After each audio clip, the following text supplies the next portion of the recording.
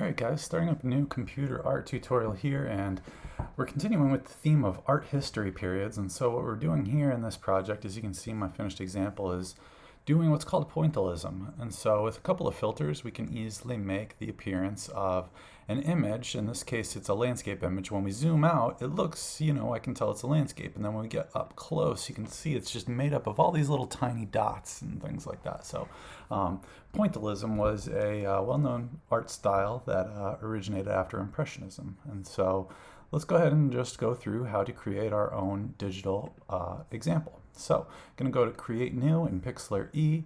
We will call this project Pointillism and click Create.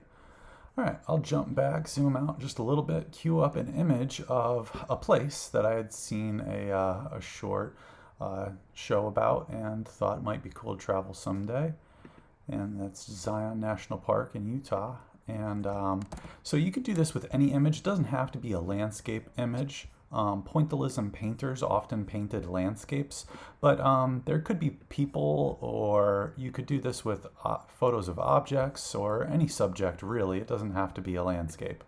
So yeah, once I kind of stretch my image that I'm going to use to fill my canvas, I'm going to crop in the edges a little bit.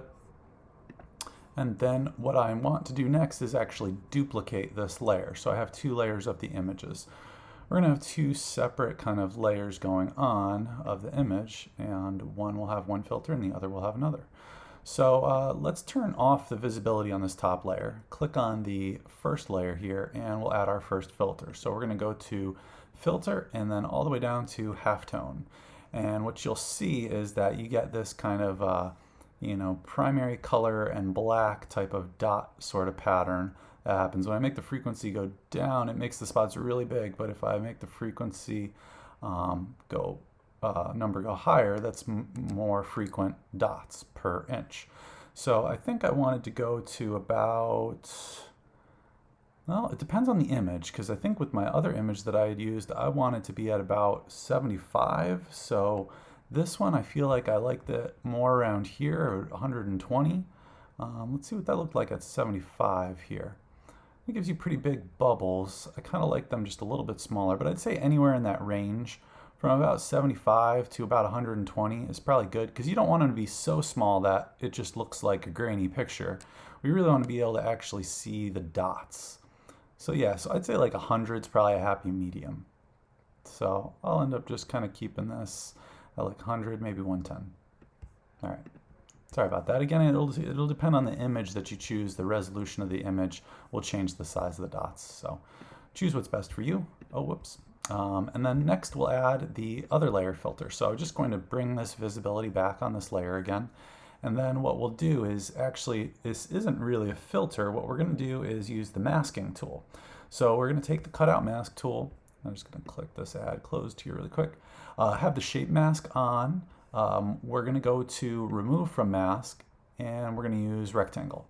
And I'm just going to click and drag a rectangle over my entire canvas. That way it basically makes that entire area invisible. So this layer preview here should be blank, and you should see the layer underneath it actually. So now I'm going to go to the brush draw mask. I'm going to switch my mode to add to mask, and then I'm going to click on the brush style here, and I'm going to change a couple things. First I'm going to change the step, and then I'll also change the size. So we want to start out with like a really small size, somewhere like 10, 15. I'll do 15. And then change the step so that you can see the separate individual brush marks spaced out, right? So when you put the step really close together, it makes a smooth line. But when we raise it, it spreads out our marks a little bit so we can make these dots. So 120% seems like a good number. I'm going to click back over onto my canvas, and basically what I'm going to do is just kind of click down with one finger on my trackpad and then just wave my other finger back and forth, and kind of just like fill up the entire page here with these green dots. And they look like green stripes for right now. But doing this on this top layer, and let's see, I'll do about halfway and just kind of let go and reveal what it does. So you can see that now what it does is where I clicked all those little dots, it's showing through the layer that's on this, or the image that's on this layer. So I'm just going to keep like going over the top of this and try to reveal more and more of that image in these dots. And so you could raise the brush size a little bit. These are a little on the small side, but I think it's nice to start with like a small size brush and then move your way up a little bit more. So I'm gonna just keep going here and kind of fill up my entire canvas, just kind of holding down the trackpad with one finger. So I am actually doing this on my laptop, just like some of you guys may be. And just kind of like dragging it back and forth with the mouse, obviously a little bit easier. Notice I'm also trying to kind of keep my direction of my lines all kind of going in the same line as I'm kind of like going back and forth here. And it's looking like it's coming pretty far along. I'm just kind of filling in a couple more of the spaces where it's hard to see the color very much. And now I'll go back in with my brush, make it just a little bit bigger. Maybe I'll double the size. Maybe I'll go to like 30.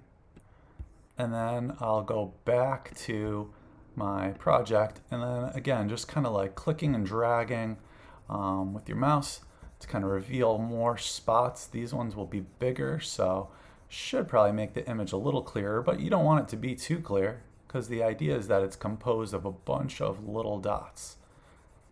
And so just kind of going across, filling all that in, and there you can kind of really see the image start to come through. I can keep changing the size and kind of going back in between. Maybe I'll go down to like 20.